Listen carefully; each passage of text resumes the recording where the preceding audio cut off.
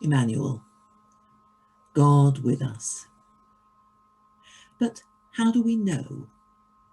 This is one of the great claims of the Christian faith, that God chooses to share our humanity in full, to live as one of us. But how do we know that this is true, and not just an over-optimistic projection of our desire to think we're special? Traditionally, pictures of the Nativity show that it's true by their use of light.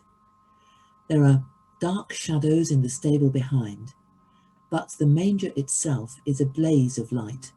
It's a way of saying, look, here is God. But we know that God's presence isn't usually announced this way in real life. God is not one to say, here I am, look at me. Long ago, Christian thinkers realized that God's presence was often hard to identify and pin down because, they said, if it was too easy to see God at work, then people would be forced into believing rather than having the choice.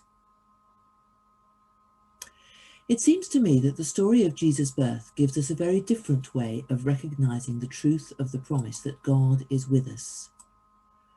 When you look at a picture of the Nativity, almost any picture, you see the various characters gathered round the manger. Not historical, of course. Even the Gospels don't suggest that the shepherds and the wise men were all there at the same time. And yet, it's a picture that evokes this new world where God is present in humanity. For who are these people? Mary, the unmarried mother. Joseph, the tradesman, in a world where having a trade was less respectable than owning your own land. The shepherds, outsiders to society because of their work, unable even to worship regularly because of the demands of caring for the sheep. The wise men, foreigners, unlikely to have a language in common with Joseph and Mary. And there they all are, forming this new community that focuses on the baby. They're amazingly diverse, but all drawn from forgotten corners of society. And those pictures tell us that this is what life looks like when God is with us. This is how we tell that the promise is true, through the creation of unexpected and unexplained new communities which draw people from the edges to the centre. And in this new world, people behave differently. Shepherds have the sort of reputation that white van drivers enjoy in our own times. An unfair stereotype, of course, but that doesn't stop us shaking our heads when a rogue driver cuts us up at the traffic lights. But here the shepherds behave differently. Still, silent, held in wonder at the baby in front of them. And then there are the wise men, people of wealth from far away, who you wouldn't expect to give the time of day to Mary and Joseph, let alone kneel at their feet and offer them rich gifts. It is all utterly unexpected. And in our own times, the same elements of the unexpected point us to the reality of God's presence with us. A wise man named Marcus Rashford, overturning all the stereotypes about overpaid footballers and battling against children's hunger.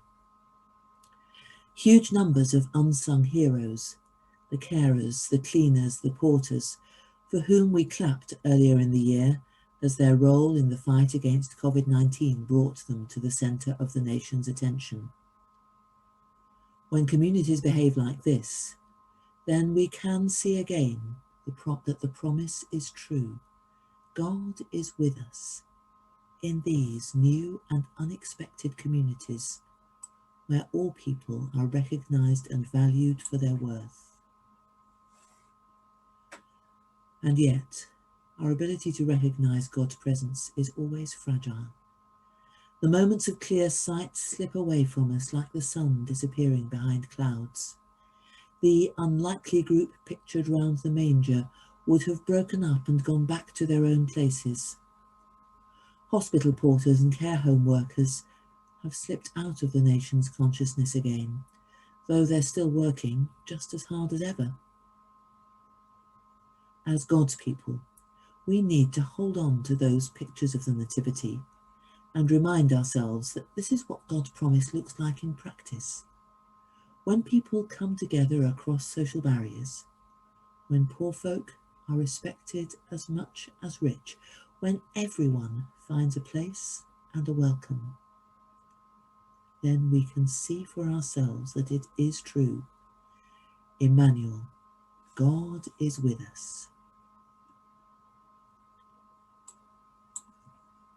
God is soaked in our world. God's Spirit lives and breathes in and through all that is. We are lost only when we do not understand that God is already with and in each one of us. Our task is recognition of God's initiative to be at home in us, acceptance of God with us. Then we cannot but be glad. Amen.